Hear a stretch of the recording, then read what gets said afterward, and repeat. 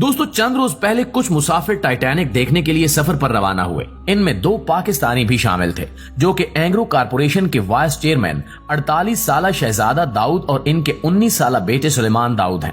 शहजादा दाऊद पाकिस्तान के अमीर तरीन बिजनेसमैनों में शुमार होते हैं। वो कराची पाकिस्तान में एक सरमायाकारी और होल्डिंग कंपनी दाऊद हरकुलिस के वाइस चेयरमैन हैं। Dawood Hercules company Dawood group का हिस्सा है, जो 1 सदी से ज्यादा अरसे से इनका खानदानी कारोबार है।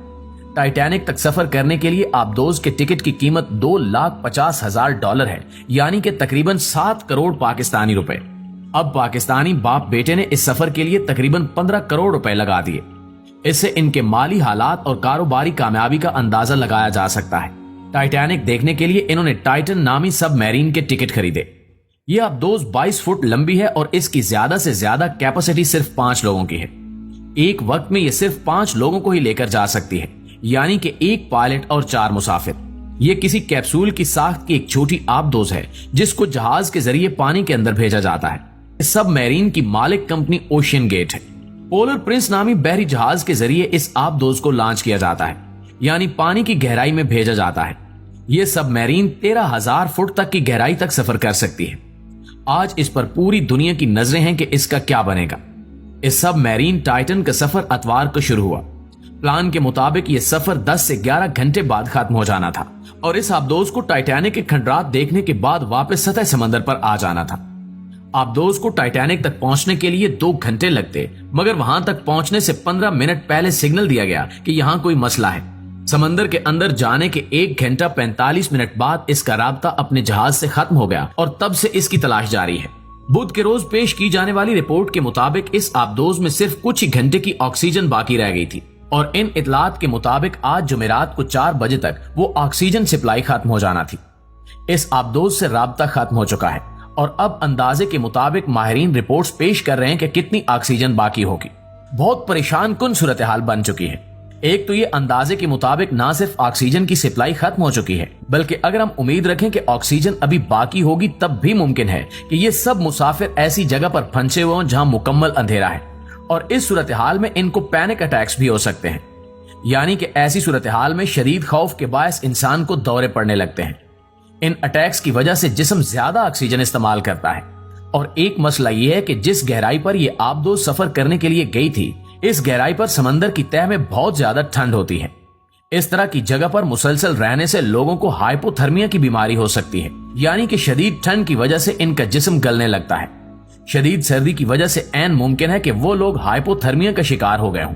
दरअसल सरकारी एजेंसियां इस कदर गहराई पर ऑपरेशंस नहीं करती, जिस वजह से इतनी गहराई में फंसे लोगों की मदद करने का तजुर्बा भी न होने के बराबर है।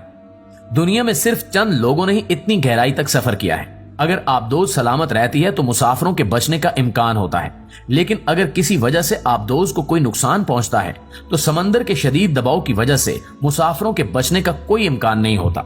जैसे जैसे ऑक्सीजन का लेवल कम होगा, ये मुसाफिरों के लिए सांस लेना मजीद मुश्किल बना देगा। आखिरकार इनका दम घुट जाएगा। अब जबकि इनकी ऑक्सीजन की सप्लाई भी रिपोर्ट्स के मुताबिक खत्म हो चुकी होगी, तो मुसाफिरों के बचने का चांस तकरीबन 0 है। नाज़रीन ग्रामी, इस आबदोज को ढूंढने के लिए ऑपरेशन जारी है। मुसलसल 4 दिनों से इन्हें तलाश करने की कोशिशें की जा रही हैं, लेकिन अभी तक इस आबदोज की सही लोकेशन भी मालूम नहीं हो सकी। सोनार डिवाइसेस इस्तेमाल की गई हैं, जिनसे समंदर के अंदर की आवाजें डिटेक्ट की जाती हैं, लेकिन अभी तक इस आबदोज की सही जगह मालूम नहीं हो सकी। पहले इस आबदोज को डिटेक्ट किया जाएगा, यानी इसकी सही लोकेशन मालूम की जाएगी, और इसके बाद इसको वापस साले समंदर तक लेकर आना एक अलग मुश्किल मरहला होगा। मसला यह है कि दुनिया में बहुत कम ऐसी आबदोजें हैं जो इतनी गहराई तक सफर कर सकती हैं, जितनी गहराई तक टाइटन गई है।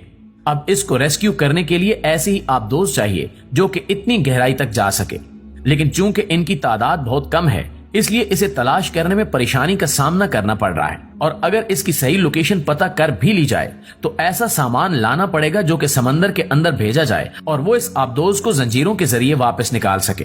कोशिशें जारी हैं और मुसाफिरों के अहले वतन और खानदान इनकी वापसी के लिए दुआगो हैं। दोस्तों, अब तक कई लोगों की तरफ से ये सवाल भी उठाया गया है कि अटलांटिक ओशियन में ये वो जगह है जहां टाइटैनिक भी डूबा और अब ये आबदोज भी वहां जाकर गुम हो गई और इसका राब्ता भी खत्म हो गया। तो सवाल ये है कि वहां ऐसी कौन सी कुव्वत है या ऐसी क्या चीज है कि जहां जाकर जहाज डूब जाते हैं और इनका राब्ता खत्म हो जाता है। اس سے پہلے سائنس نے جو بلیک ہول اور برمودا ٹرائینگل دریافت کیے ہیں، اس طرح کی کوئی دلچسپ کہانی یہاں بھی شروع ہوتی نظر آتی ہے، جس سے وقت کے ساتھ ہی پردہ اٹھے گا۔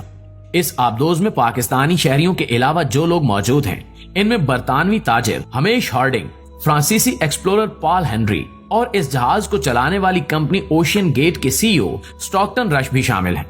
برطانوی تاجر ہارڈنگ ایکشن ایویشن نامی کمپنی کے چیئرمین ہیں، جو بین الاقوامی کارپوریشنز، سربراہان مملکت اور تفریح اور کھیلوں کی صنعتوں سے وابستہ لوگوں کو طیارے فروخت کرتی ہیں۔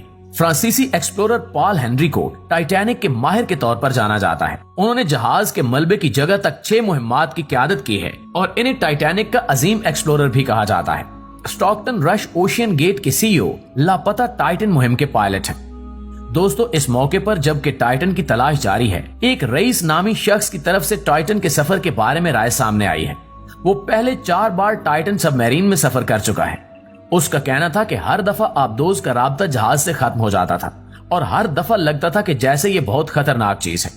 انہوں نے یہ بھی بتایا کہ سفر کرنے سے پہلے انہیں ایسے کاغذات پر دستخط کرنے پڑے تھے جس کے پہلے صفحے پر ہی 3 دفعہ موت کا ذکر کیا گیا تھا۔ ظاہر ہے کہ یہ سفر خطرے سے خالی نہیں تھا۔ پانی کے اندر 13,000 فٹ کی گہرائی تک جانا کوئی معمولی بات نہیں ہے۔ رئیس نے یہ بھی بتایا کہ ایک دفعہ جب وہ ریسرچ کے لیے ٹائٹینک کے کھنڈرات کو دیکھنے گئے تو اس آبدوز میں کوئی جی پی ایس نہیں تھا، یعنی کہ لوکیشن معلوم کرنے کے لیے کوئی آلہ نہیں تھا، جس کی وجہ سے انہیں ٹائٹینک تک پہنچنے کے لیے 3 گھنٹے لگے، حالانکہ وہ اس سے صرف 500 یارڈ کی دوری پر موجود تھے۔ جی تو دوستو، اس دعا کے ساتھ اجازت دیجیے کہ اس سب میرین میں جتنے بھی لوگ سوار تھے، اللہ تعالیٰ ان کو